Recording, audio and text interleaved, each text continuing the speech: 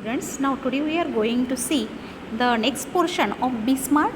आपण first point पाहिला होता specific and second one is miserable. तर स्मार्ट या ध्येयाशी संबंधित 2 पॉईंट आपण पाहिले होते. तिसरा आहे अचिवेबल. आपले गोल्स कसे असायला हवे, तर setting goals that can be completed in the designated period of time.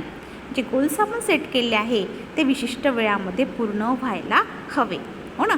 नाही तर एखादं आपण ध्येय ठरवलं पण ते उशिरा करू, आज नाही तर उद्या करू असं केल्याने होणार नाही. ते विशिष्ट ठरवलेल्या पिरियडमध्ये पूर्ण व्हायला हवं.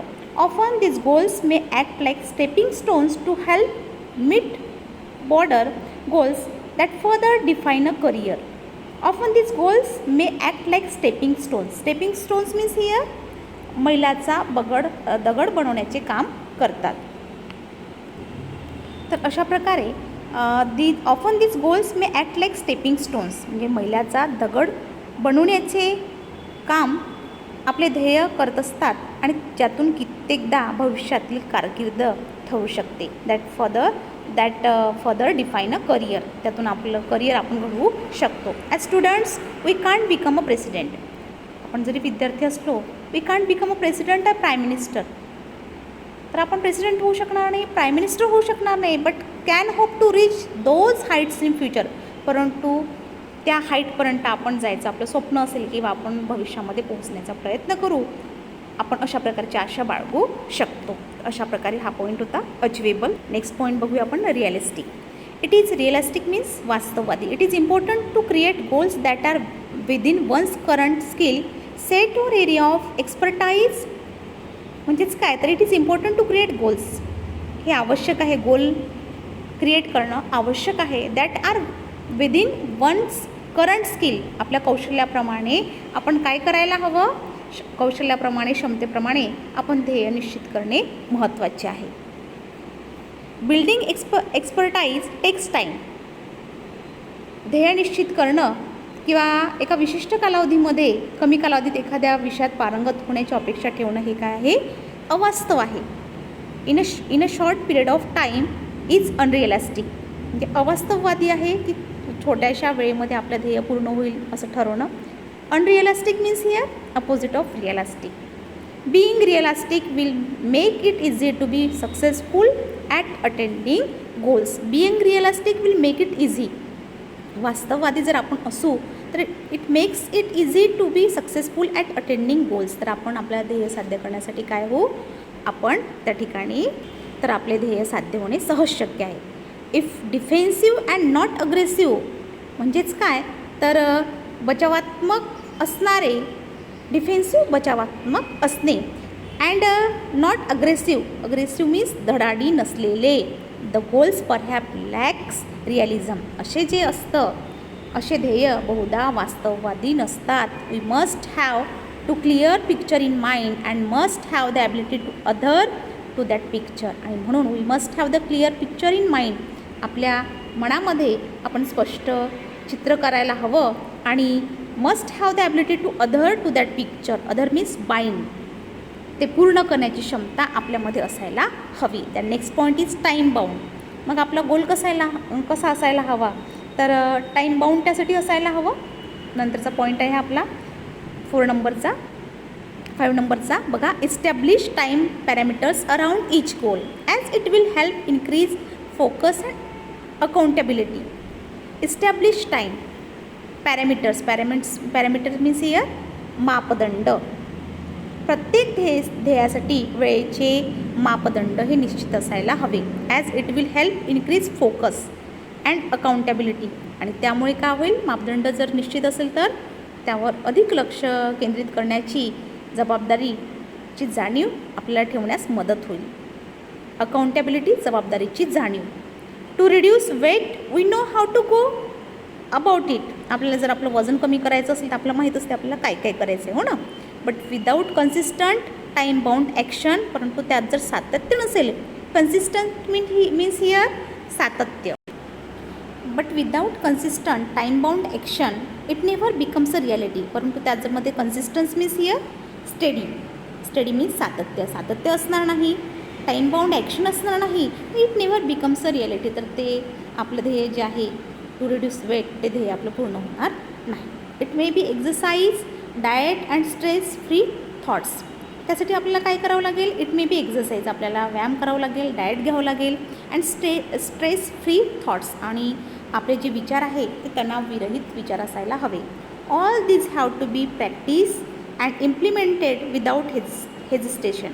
आणि all this have to be practice and implemented, आणि अशा प्रकारे त्याची आपल्याला प्रॅक्टिस करावं लागेल. इम्प्लिमेंटेड म्हणजे पालन करायला हवं, विदाऊट हेजिस्टेशन म्हणजे कुठल्याही प्रकारची मनाची द्विधा अवस्था न करता, सातत्याने, डाऊट और इंडिफरन्स, कुठल्याही प्रकारची शंका न ठेवता, उदासीनता न बाळगता आपल्याला काय करायला हवं? All this have to be practice and implemented, त्याचं पालन करायला हवं, प्रॅक्टिस करायला हवी, बट विदिन अ डेडलाईन, परंतु विशिष्ट वेळामध्ये, ठरवलेल्या मुदतीमध्ये आपल्याला ते पूर्ण करावं लागेल. विजन, विशेष, intention and dreams are all valuable. जी आपली ध्येयदृष्टी आहे, इच्छा आहे, उद्देश आहे आणि स्वप्न आहे, means dream, these are all valuable. ते सगळे काय आहे? व्हॅल्युएबल आहे, मौल्यवान आहे. ते स्पार्क ऑफ इमॅजिनेशन, आणि त्यामुळे काय जागृत होते? Spark of, that is the phrase, spark of imagination. त्यामुळे आपली कल्पना शक्ती काय होत असते? जागृत होते. And encourage us to define where we want to reach, आणि नेमके कुठे पोहोचायचे आहे ते ठरवण्यासाठी आपल्याला प्रोत्साहन मिळत असते. In order to get there however we need to bring life images. आणि त्यापर्यंत पोहोचण्यासाठी आपल्याला काय करावं लागेल? त्या ठिकाणी पोहोचण्यासाठी आपल्या मनातील प्रतिमा आपल्याला व्यावहारिक पातळीवर कृतीत उतरवता आल्या पाहिजे. We need to bring life images down to earth. आपल्या मनातील प्रतिमा डाऊन टू अर्थ म्हणजे कृतीत उतरवता यायला हव्या. Down to earth means here real practical म्हणजे कृतीत उतरवता यायला हव्या. And plan to execute our strategies. आणि कुठले प्लॅन करायला हवे आपल्याला आणि त्यानुसार आपल्याला धोरणे आखता यायला हवी. To execute means here to carry out. Strategies means here plan of action. तर अशा प्रकारे आपल्याला धोरणं आखता आली पाहिजे. The quality and quantity of energy we put forth directly impact the result.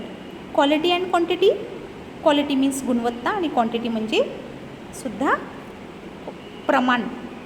तर या दोन्ही गोष्टी, गुणवत्ता आणि प्रमाण, यांचा निष्पत्तीवर परिणाम होत असतो.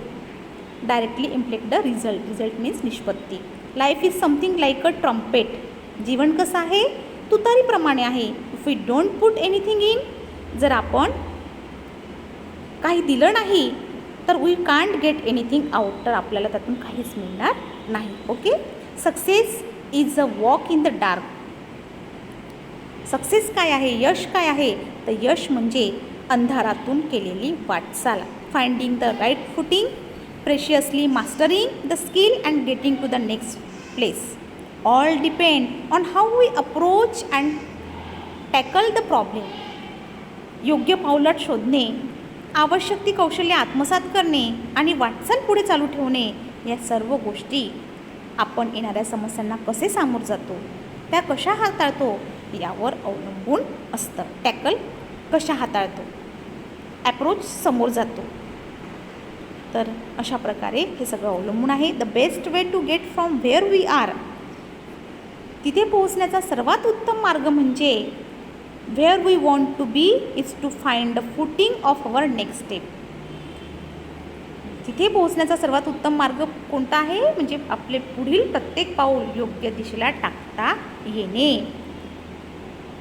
Wien we take the next step, जेव्हा आपण प्रत्येक पुढचं पाऊल घेऊ, पुढे वळू, it should support and hold us without a crack. त्यावेळेला आपण उचललेले प्रत्येक पुढचे पाऊल आपल्याला न डगमगता भक्कम आधार देणारे असायला हवे. Support, Aadhaar and hold us without a crack. तर अशा प्रकारे हा लेसन होता. बी स्मार्टचा लेसन संपलेला आहे. तर अशा प्रकारे स्मार्ट गोल्डसाठी जे एक्सपर्टनी 5 स्टेप्स सांगितलेले आहे, रुब्रिक सांगितलेले आहे, ते आपण पाहिल्या. Specific, measurable, achievable, realistic, time bound. तर अशा प्रकारे या स्टेप आहे. बाजूला जे हार्ड वर्ड आहे त्याचे मिनिंग दिले आहे, ते तुम्हाला तुमच्या नोटबुकमध्ये लिहायचे आहे. नेक्स्ट व्हिडिओ आपण नंतर बघूया.